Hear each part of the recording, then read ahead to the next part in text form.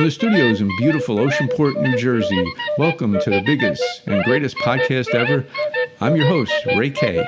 Hey, everybody. This is probably my most exciting podcast. I have my first rock and roll legend. I mean, this is almost unbelievable. I mean, Rod Stewart played with Ozzy Osbourne, basically anyone you could think of from the 60s. Janis Joplin, Rolling Stones, met three of the Beatles, Doors. I mean, it's almost like a walking encyclopedia of that whole era, which I think is the greatest era in music.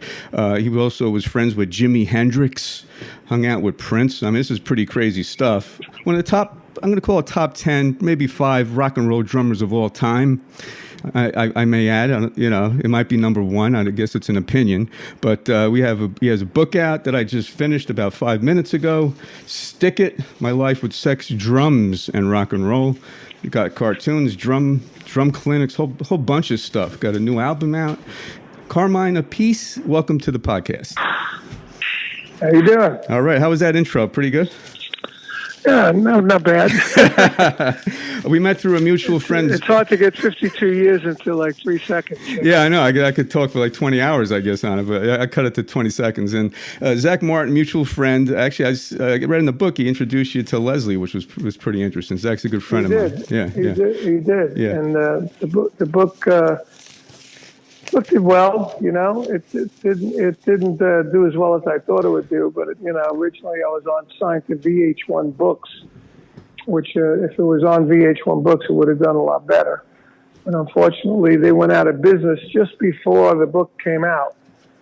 So I had to, hustle to get another book deal, so I wouldn't waste the timing of all the pre-press I had going. Yeah. So I got it on a smaller label, let's just say, book deal, and they didn't do as good as it would have did if it was on VH1. Well, I'm shocked it didn't sell 16.7 million copies because, I mean, it's about as, truthful as I've ever seen. I mean, you let it all hang out. I mean, there's nothing held back, Yeah, and the writer co-wrote Nikki Sixx's The Heroin Diaries, which was a very successful book, and he advised me to leave a lot of that stuff in. I was asking him, should we take some of that out? And he said, no. He said, you want to be honest, and this is as honest as you can be. Okay. And he toned some of the stuff down, without a doubt, but... So it was even more heavy duty than that book even says. I mean, it's almost like, yes. Okay, what was that, about 70% of what it was, that you left out 30%? No, you probably looked at 70%. We probably took down 30, 40%. Okay. Well, I urge everybody to get it because, again, I don't want to say all these things in here, but there's stuff that just blew me away. I mean, you talk about all these legends. How'd you get into rock and roll drumming? Let's just start there and roll from there. Oh, I just got into drumming, and then because I was young and rock and roll was happening, I just started playing gigs which are like, dances and stuff for people my own age. And naturally that music was rock music. It wasn't like dance music like society, swing and all that, jazz. I have played some of those gigs in my life, but that all led me to pinpoint into playing rock. Right. And, so probably when I was 16, 17 years old, most of the gigs I did were rock gigs. And I just continued along those lines until I ended up in this group called the Pigeons, which ended up being Vanilla Fudge, which was playing rock. You mentioned the importance of the name. I always wondered that too. Is how important is the name? I mean, is that almost that could be if you were like called the Pigeons? I got a feeling it wouldn't have the same effect as the Vanilla Fudge. Well, the Pigeons psychologically it wouldn't have because Vanilla Fudge meant white soul kind of stuff. Right. And before we were the Pigeons, and Atlantic Records said we need to change the name.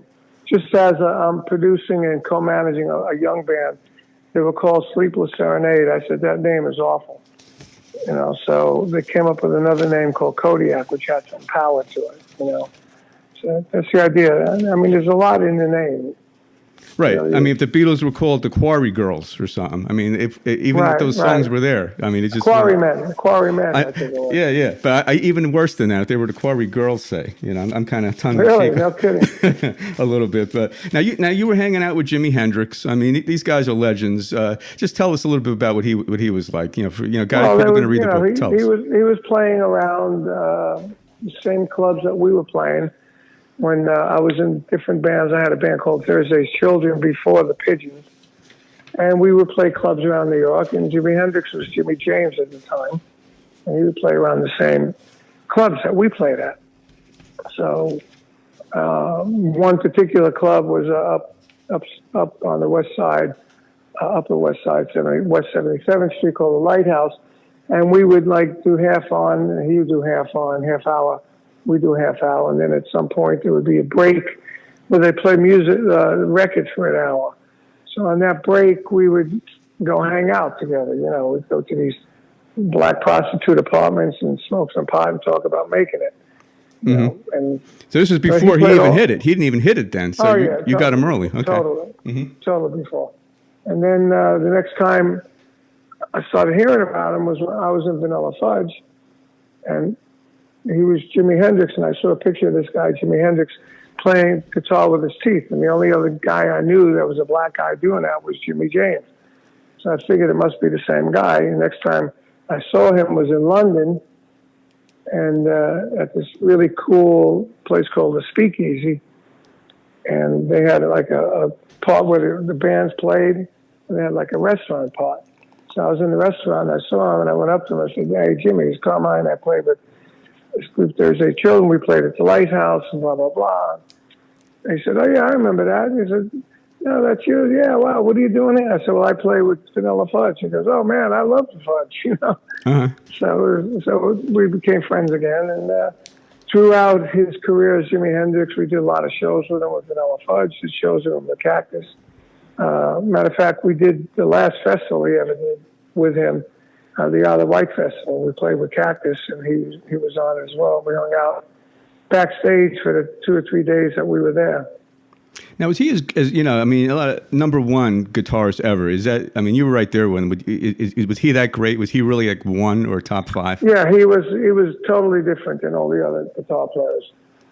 There was only a couple of guys in New York doing what he did. The other guy, Ron Lejack, played with me, and he played that same kind of thing. He had holes in the speakers, creating distortion, played the Telecaster, and Jimmy played a Stratocaster. And there was another guy called the Wizard that did a lot of sessions. But other than that, you had the Jeff Beck, Jimmy Page, and all that. There was, more kind of be like B.B. King, more bluesy. So when Jeff Beck heard Hendrix, he just blew him away. He said, "Oh my God, this guy is unbelievable." And Jeff loved him. And even at the end of one of his albums, he did a little bit of a Jimi Hendrix thing in there, And it's just he was totally different. First of all, he played upside down and lefty, and and he was just a great rhythm player, soul rhythm player that played heavy rock, and that was what was different about him. He was a soul man, playing heavy rock. Right. Was he a cool guy? Was he a quiet type guy? Was he a real funny guy? Yeah, he was a quiet guy, but he was a cool guy. He was a very, very introverted guy personally, but when he went on stage, he let it all out. Right. Now you guys hit with the top 10. You Keep Me Hanging On. I mean, everyone's heard that song. That's I could picture seeing that in those old movies with Vietnam and that thing in the back. It just had that sound to it. So now it's like the American dream, I guess. You go from Brooklyn hanging around with some crazy people to now you're top. At age 22, 23. I was always wondering. I like to ask you, Carmine. 21 to 28 always seems to be a peak with these rock and roll guys, and then I don't know if something's missed, or then McCartney, all these guys. It's just like the greatest songs, even Springsteen, are in those 20s, and then does something happen, or why is that, or am I wrong? Is that like a peak? I don't really know. Okay, so there's no real answer to it. I was 20 years old when I made it with Vanilla Fudge. Right. I wasn't even 20 yet. I was going to be 20. And, we just kept doing what we were doing, I mean, I don't know about other guys. But, my career started with that and continued going. Went up and down. You have the ups and downs. But, I created a 52-year career that, financially did well and creatively did well. Well, now you're moving into Ozzy Osbourne. You have a run with Rod Stewart. You write or co-write. I don't know if you actually wrote the whole song, even though I know it's a co-write. No, I co-wrote. Co-wrote it. Do You Think I'm Sexy, which everyone in the country or world probably heard of. And also Young Turks. And Young Turks, okay. Yeah. So now I guess you must be getting some nice royalty checks. I mean that just keep going. Well, right? back then I was, yeah. So it runs out after a while. Not now. Now the whole business has changed. There's nobody buys CDs or albums anymore. Ah, okay, okay. It's all changed to Spotify and iTunes, and there's nowhere near that kind of money. Okay. I mean, you're talking about royalties that went from hundreds of thousands of dollars a year to under 10 grand a year. So that changes all that songwriting credit, all the whole thing's changed. Everything's changed. Wow. The songwriting credit's not changed. It's just the way they sell it's changed. Right. Okay. What was your peak? What was your peak run? Was it in the Rod Stewart years, or I mean, is it peaking now? Yeah. No, I'm definitely not peaking now, but the Rod Stewart years and the years right after that, financially, was like 83, 82, 83 after Rod and during the Rod. I mean, come on. Nobody plays 6 nights at the Garden except in a row. I mean, Billy Joel plays it once a month, I know, but back in those days, nobody played 6 nights at the Garden, 6 nights at the Forum. Every city is like 100,000 people. Whoa. So that was definitely a peak. It's hard to go up from there. You know what I mean? Who was the best guy you played with? Was it Stewart, or I know you played with all the greats? Is there one or two guys that were just best guy as far as what? I don't know, talent. Huh? Most talented. Talent? I can't. All right, performer. On stage. You can't really pick the talent because okay. they're all talented in their own way. Ted Nugent was talented his way. Okay. Jeff Beck was talented his way. Right. Rod Stewart was talent. I mean, at the time when I was with Rod, he was the best singer front man in the business, bar none. He had an amazing voice and he had an amazing stage presence. Right. And he was at his biggest as far as creating. Everywhere you looked, it was Rod. And he's a very successful business person too, right? You always hear that in Nugent and these guys. Well, yeah, but I mean that goes to the people behind you. Okay. So now you're moving along, and now there's reuniting. Those reuniting tours. All of a sudden, I guess they become popular with all the groups of the '60s. You guys happen to have most of your original players in there. I mean, what was that like getting back again with Vanilla Fudge? I guess a couple times.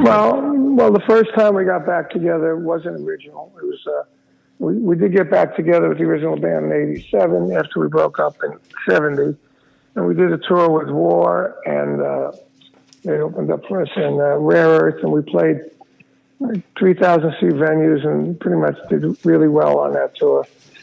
And then we broke up again and didn't get back together until 1999. Where we played like Westbury and we had 3,000 people there, but it was only 3 of us. Mark Stein wasn't with us. And we got back again in 2005 with the original band, and we went on tour with the Doors. And it was fun. It was great playing Vanilla Fudge music again because there's no other band like Vanilla Fudge. Mm-hmm. Even today, nobody has the dynamics that we have and the vocals and the soul and everything. Mark Stein is still an amazing singer. Okay. An amazing keyboard player. And Tim Bogart's retired. He's been retired for 10 years. But so the revolution into psychedelic, into hard rock. I mean, that was that era. You guys kind of own that, and no one kind of did it like you. You have your chemistry. I mean, that says. Is that it? Yeah. Okay. Pretty much it. I mean, nobody did rearrangements of songs like we did, where we took lyrics and we arranged the music to go along with the songs, and we've been lucky. You Keep Me Hanging On has been in a lot of movies and TV shows and all that stuff. Right. I want to quick talk about one thing on your book, and then I want to segue into my next section, which I want to talk about what you're doing now and all this pretty cool stuff. How you got out of Vietnam? Can you just give that little story? Because I was actually cracking up, almost belly laughing reading that in your book. I mean, that was pretty wild. I thought. I mean, natural. In those days, you got drafted. This was before the number thing.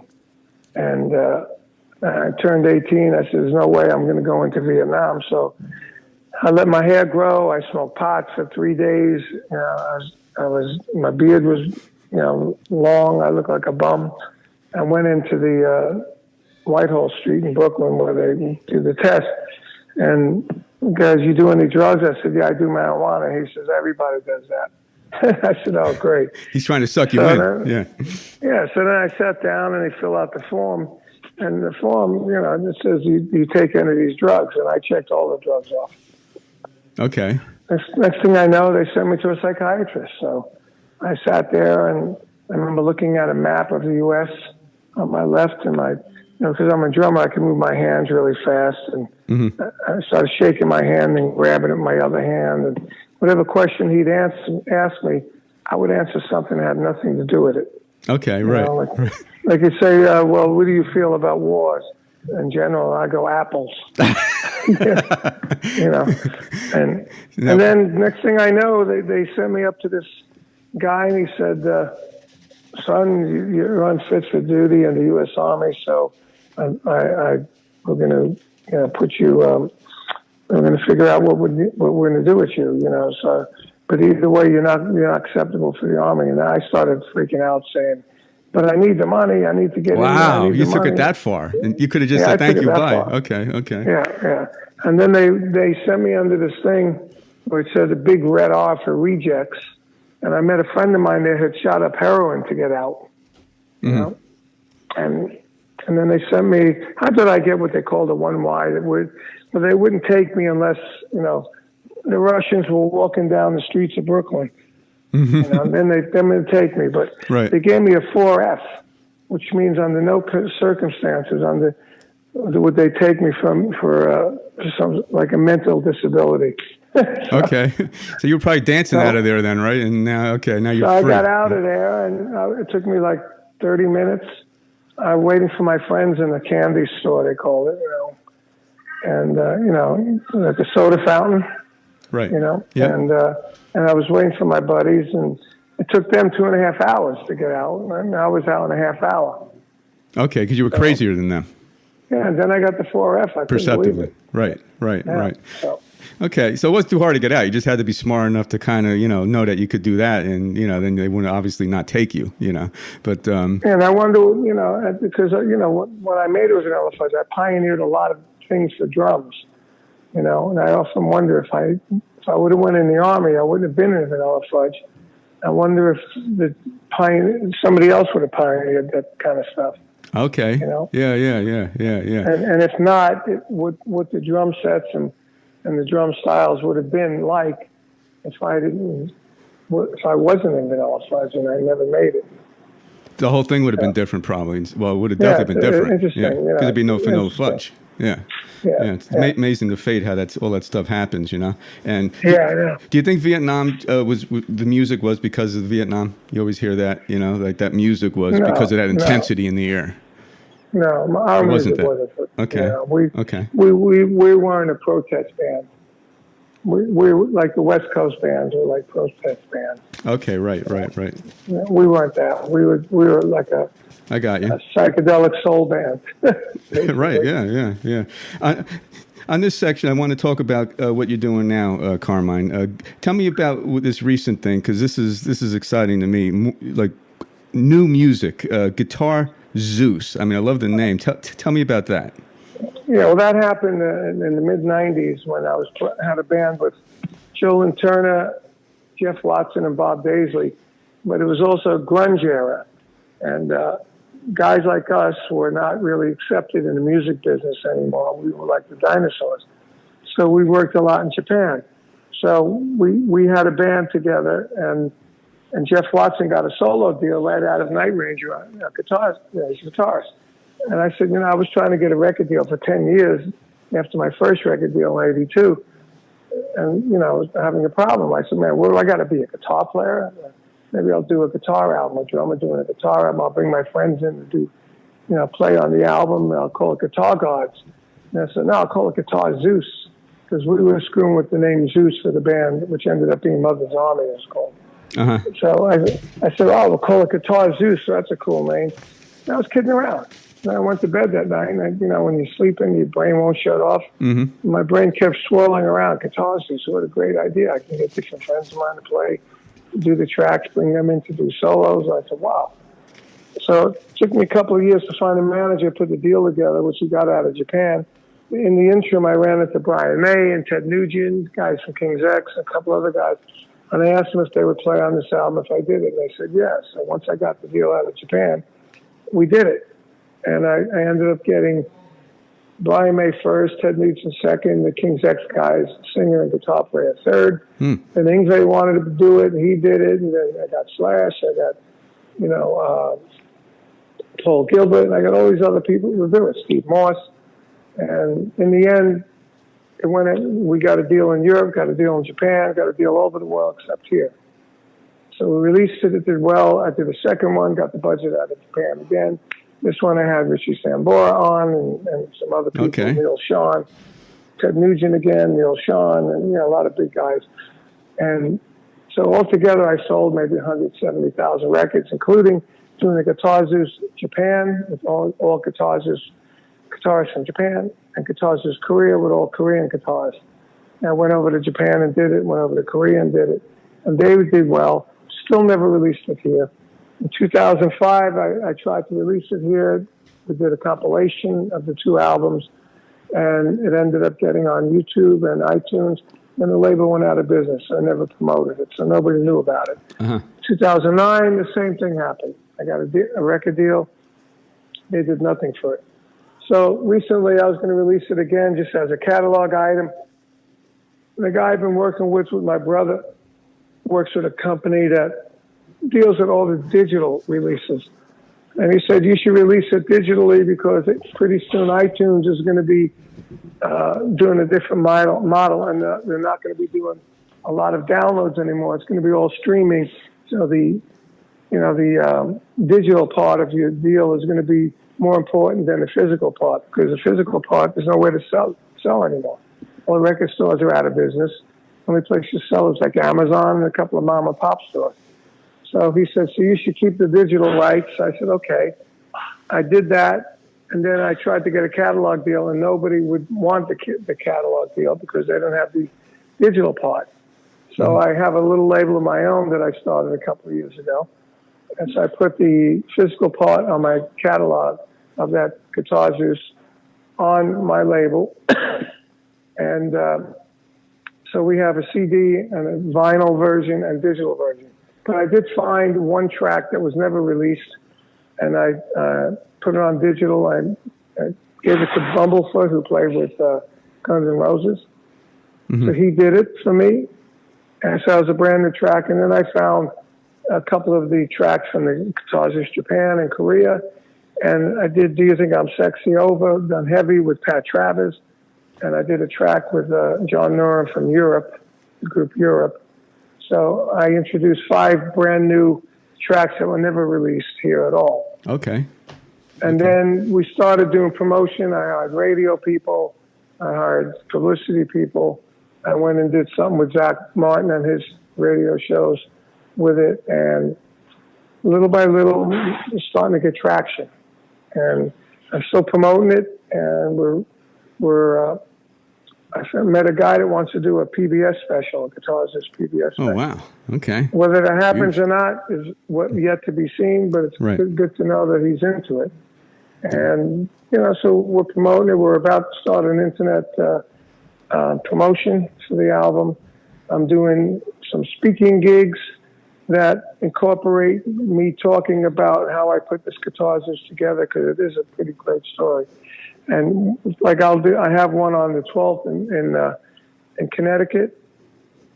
And what I do with that is I talk for 30 minutes, and then I bring on this band that I co-manage and produce called Kodiak. And what Greta Van Fleet is to Led Zeppelin, Kodiak is to Van Halen. So Kodiak sounds like a young Van Halen. Mm-hmm. So I'll talk about Guitar Zeus, and then at the meet and greet later, I'll sell all the Guitar Zeus records, CDs, and they play their songs. You know, they play for an hour, and we put together an hour and a half show. So I'm doing those all over, but we did some of that at the Cutting Room in New York. We're doing it in Connecticut. We're doing it in Long Island at a radio station backing it in Long Island. So they're going to be playing Guitar Zeus and Kodiak. And so we're promoting all that, and it's so far so good. Wow. Okay. So life is still a charge. And the main thing is people are starting to know about it now. Okay. That's all I wanted, because it's really a great record. As a matter of fact, on July 3rd, it's Ringo's birthday, I've been on the Beatles channel. I'm going to be on the Beatles channel. And okay, they open up with a track from Guitar Zeus that was influenced by the Beatles. Is that on satellite radio, the Beatles channel? Satellite radio, yeah. Oh, okay. Mm-hmm. When is that coming on? 'Cause I listen to it all the July time. July 3rd. I think it's going to be in the evening on the Fab 4 show. Okay. They call it. Wow. Okay. Tell me, this is a soft spot for me because I have a brother also that I'm very close to. Tell me about Vinny and your relationship. Well, Vinny is 11 years younger, so when he was living home and I was out of the house being a rock star, I left the drum set home and he started playing drums. I went home one time and he played for me and I thought he was great. My mother said, he's driving me crazy like you did, you know. and what do you think? I said, well, I think we should send him to lessons where I went. So we did. He was like 9 or 10 years old. By the time he was 12, 13, he was a really good drummer. Mm-hmm. And then he started hanging out in the city at the record plant and ran into Rick Derringer, played with John Lennon. Right. Hung out with John Lennon when he was still in high school, 16 years old. And Rick Derringer called him when he was 17 and asked him to go on the road. So he did. And he was 17 out on the road with Rick Derringer opening up for Aerosmith at stadiums. You know, so right from that age, you're working with John Lennon at that age. I mean, that's pretty wild. Yeah, and he quit high school too because Rick asked him to go on the road. So he quit high school and went on the road. And he made up for it later. He got his high school diploma and became a computer tech. Oh, okay. Okay. You know, but he continued playing and playing. Then he ended up with Black Sabbath and Dio and Heaven and Hell. And he's got his own band, Last in Line, now that's doing great. And he's been in the business, since 75 or 6, something like that. You know, so probably 40 years. Right. You know, I got him beat by 12 years, but 10 years, something like that. He seems to glow in photos. I was doing a little research. I mean, he really looks like quite a guy by his even he's photographs. He's a nice guy, and he's a nice guy. And when we do just doing this thing called Cameo. It's called Cameo.com, where people can pay some money and get us to send them a video, like for their birthday. Or good luck with your podcast, or you know what I mean, like any of that kind of stuff, anything. Are you guys anniversary? Good luck releasing your album, blah blah blah. And so I just turned him on to it too, you know, and it's a fun thing. I'm having fun doing that. And so I told Vinny, you should try it. And so he did it, and he's done 2 or 3 already. And July we're going out to do our Drum Wars show, and then the next day in Seattle, we're doing it in Seattle. The next day we're doing a rock history, like a rock history masterclass, basically we're calling it, and where we do like 45 minutes of talking with a mediator, asking us questions about our career, you know, how we got started, where we played with, blah blah blah. And then doing a 45-minute drum masterclass each. Okay. Right? So that's in Seattle. And then we fly the next day. On the Monday, we fly to Tucson. And on Wednesday, we do a rock history talk / jam. So we're going to jam with some local musicians playing like Crazy Train and Black Sabbath. But we're going to talk about our careers and have a mediator who's going to be asking us questions And it's like a rock speech kind of thing with Right. both of us. It's pretty interesting. That's cool. I mean, to go the full circle and now you guys are still together doing stuff like that. I mean, that's to me, that's great. Yeah. 'Cause I love family. I love that whole thing. So that's Yeah, and we have fun. We have fun doing it. Yeah. Carmine, this is my last section. I call it hit and miss, which is my word association. I get to reveal my guest a little bit with this one. Are you ready for this thing? This is like the hard part. Okay, 5 minutes and we'll be done. I don't know. You'll find out. Right? Okay. So you don't want me to do? You say a word. You want me to say first word or two that comes to mind, or whatever you want to say. Yeah. Okay. Favorite color? Black. Okay. If you were in a foxhole other than a family member, no family members, if you were in a foxhole, who would be there with you? My girlfriend, Leslie. Okay. If you were on a deserted island, say for 5 years, beautiful island, beautiful weather, what 2 music CDs would you bring with you? How many? 2. 2 or 3. I mean, 2 or 3. 2 or 3. Or 1, whatever. I don't know. I'd bring probably one of the Police records and a Beatle record. Okay. And a Cooper and Rich record. Okay. Favorite movie? Oh God, I don't have a favorite movie. Okay, that's a lot of the first thing that came to your mouth. Godfather. Through your mind, I say. Okay. What was your favorite scene? Favorite what? Your favorite scene in The Godfather? When Sonny gets shot. At the toll booth there? Yeah. Mm-hmm. Right. Okay. Favorite actor? Favorite actor? Yes. Or actress? I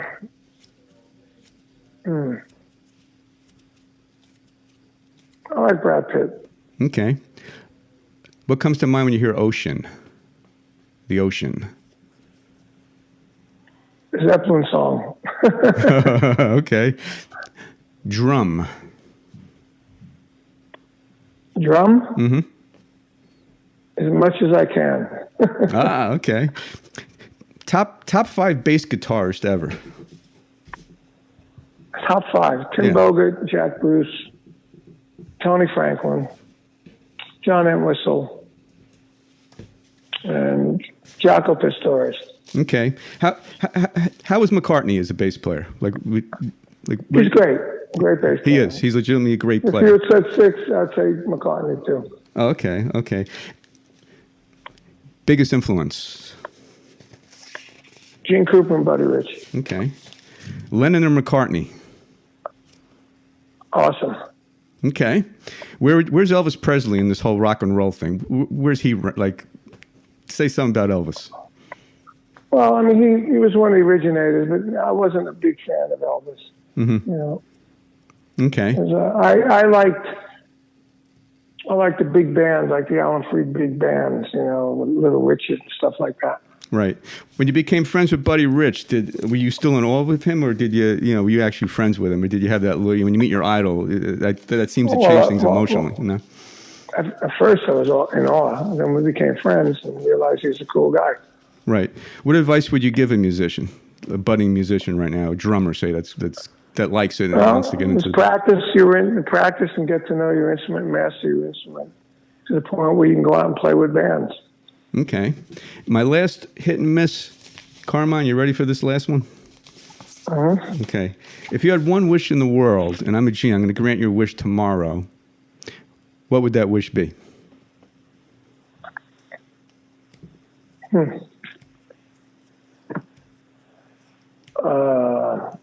That's interesting. I got one more after this. I could give you that now, or you want to get back to this, or I'll just hold and see what your wish is going to be. I don't know. Just wish would be to stay alive and keep playing. Okay, just keep doing it. Mm-hmm. Forever. If you had to meet one person tomorrow, live or dead, in the music world, who would it be tomorrow that you never met before? Gene Krupa. Okay, great. Carmine, I really appreciate you coming out. This was great. Anything you want to add at all? I think we covered a lot of stuff in 30 minutes. No, I think we're good. I think we got it all. Okay. Just anybody wants to get a copy of Guitar Zeus signed, they can go to my website, carmineappice.com, or merchnow.com also has autographed ones, but the ones on my website get personalized. Hey, are you guys touring still? Vanilla Fudge? Anything coming up? Yeah, we got dates in August, September, October. Okay, great. Carmine, thank you again. Are you in New York or in California? I'm in New York right now. You are? Okay, great. Enjoy the weather, and we'll be in touch. Yeah. I appreciate you very much. That was Carmine Appice. I'm Ray K. Catch you next time.